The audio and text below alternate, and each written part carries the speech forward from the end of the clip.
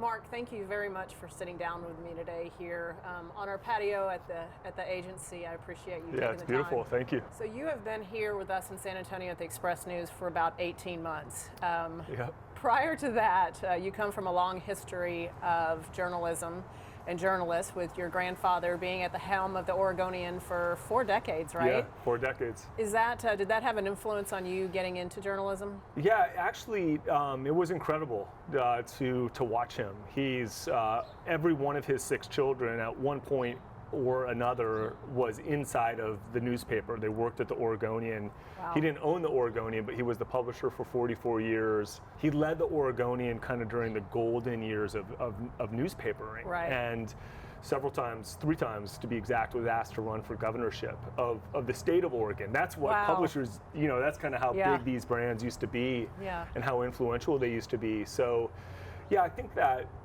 think it really shaped my worldview. It really made me appreciate an independent free press and the importance of that in our society. And I think that is no doubt what drives me today. Right. Is kind of carrying on his legacy. I'm the very last member of his part of the family that's inside of a newspaper, so lots of pressure. I think you're doing good. I think you're doing good. Well, and you've been with Hearst newspaper for quite a while as an executive and various different responsibilities. How do we get so lucky to get you to come here to San Antonio? Yeah, there just was a leadership change. So I've been with Hearst for almost 4 years. I've been inside of the industry for about 25 years. I really come from the consumer side of the industry, and when I came to Hearst, I came as the chief marketing officer, really trying to get us to better understand inside of Hearst how we were going to manage the print to digital transition on the consumer side of the business. Shortly after coming to Hearst as the CMO, I was also asked to help lead the Houston Chronicle with the publisher there, John McKeon. And because they had kind of 2 senior leaders at the Houston Chronicle, when we had a leadership change in San Antonio, I raised my hand. And the cool thing is that I know this city pretty well, and when I raised my hand, I knew what I was doing. Right. It's an incredible place. I feel very fortunate. Well, we're glad to have you here, and I know it was tough because you landed here like literally 3 weeks before the pandemic, so it wasn't like you could get out into the community. But once you did, and I know that you've been very intentional about meeting with civic and business leaders out in the community to really find a place for the newspaper in San Antonio. Tell me what the feedback's been. Yeah, the feedback has been mixed, if I'm being honest, but mixed in a way of people have a lot of opinions on my job and how I should run the newspaper, and that's part of the territory of my job, and I actually really encourage that. I think that one of the challenges with newspapers in general over the course of the last, I call it 15 years, is that we lost a little bit of the control over our narrative.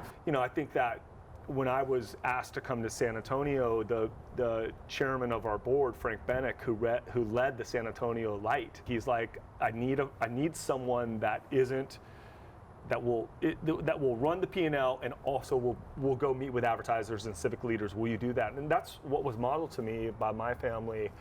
It's been fantastic. There's so many great people in this city, and I think at the very end of the day, they really care about the newspaper. Yeah. And I think that's kind of half the battle. I think it's what makes the Express News special.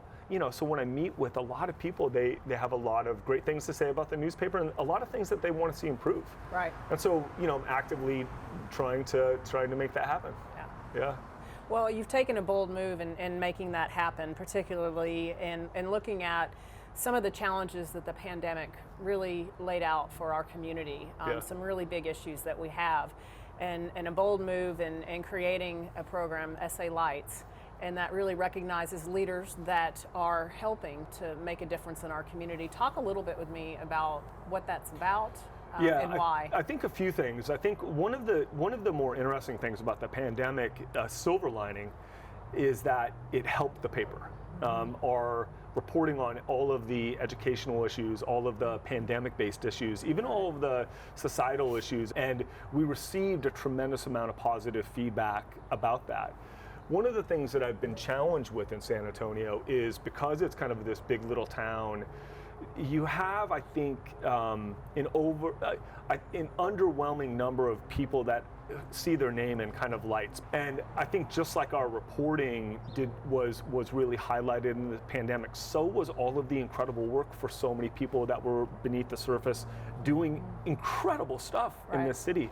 And so as we came out of it, I met with Josh Berdesky on the ed board and Mark Medici, our editor, and I said, we've got to cover these people that are working so hard to make San Antonio such a great place to live that don't receive that attention. I think we've hit the nail right on the head. The profiles have been unbelievable. And I thank KGB, quite frankly, for your help with that. I think it's done a great job of putting the paper back into the community. And even beyond that, I understand too, there's a Hearst-driven program that you and I talked about. I hear that there's maybe some plans to bring that programming here to San Antonio. What Hearst has is what they call Hearst Labs, and it is an initiative that actually General Counsel Eve Burton at Hearst created about 10 years ago. They wanted to focus on women-led startups in the city of New York, in the Manhattan area. So they started not necessarily an incubator, but more of a Series A type of lab where companies that were driven by female founders were brought into the lab and nurtured over a 6 to 12 month period of time with an investment from Hearst. And we are going to bring a chapter of that lab to Texas. That's great. And we're gonna house it out of the Express News. I am super excited. And what we want to do with Hearst is that we want to take that successful model, we want to bring it here to San Antonio, work with all of the incubators inside of the cities, and see if we can't kind of do a little bit of a micro type of lab based off of the Hearst Lab. So this Hearst Labs initiative will only feature female-founded startups in the city of San Antonio. We'll draw from a wide range. We're going to ask professional women like yourself to sit on a panel and give guidance to us and to say, these are the future. These are the women of the future of San Antonio and Texas, and we definitely want you to participate. I teased with Eve, like, this isn't a dude thing. This is about the ladies. So my job is to try to put together a really great panel of judges. You're a big fixture in this city, and there are several women, successful women, that cut their teeth in this city and led.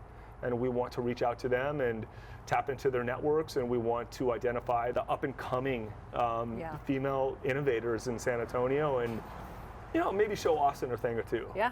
So I'm super excited about this. We're always up for that. Yeah, we are. No, I think that's so incredibly important, and obviously speaks to something that's very very much a passion point for me, and bringing up young women and mentoring. And I agree with you. I feel as though there is a huge responsibility for us to give back, and I'm so excited and so appreciative of the leadership position that you've taken, that Hearst has taken on something like this, and we're excited to welcome you to San Antonio and look forward to all the wonderful things that you're going to be doing. Well, thank you for having me. It's beautiful out. I really appreciate it. Absolutely. It's great to meet you. Thank you. You too.